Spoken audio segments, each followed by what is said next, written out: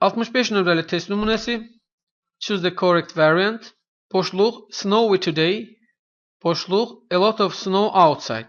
Bu test nümunəsini etmək üçün abituriyentlər it is və there is, zera tipli cümlələrlə bağlı biliklərə sahib olmalıdır. Və onlar bilməlidirlər ki, it is ilə başlanan cümlələr şəxsiz cümlələrdir. Burada adətən sifət işlənir. There is, zera tipli cümlələrdən sonra isə adətən isim işlənir. Diqqət etirsək birinci cümləmizə snowy, qarlı sifətdir.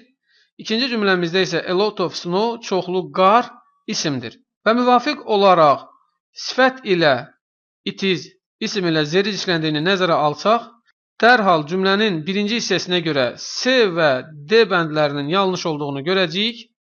There is snowy demək olmaz. A, B, Y bəndləri arasında seçim edəcəyik. Burada Y bəndi yanlışdır.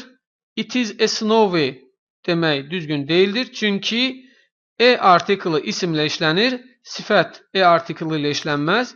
Sifətin yanında isim işlənərsə, yəni sifətdən sonra isim olarsa, o halda ismin artiklı sifətin önünə keçə bilər. Amma burada isim olmadığı üçün Y bəndi də yanlışdır. A və B variantları arasındakı seçimimizdən A bəndi doğrudur. B variantı isə yanlışdır. Çünki a lot of snow, çoxlu qar sayılmayan isimdir. Sayılmayan isim olduğu üçün onun xəbəri cəmdə ola bilməz. Doğru cavabımız 65 nömrəli test nümunəsi A bəndidir.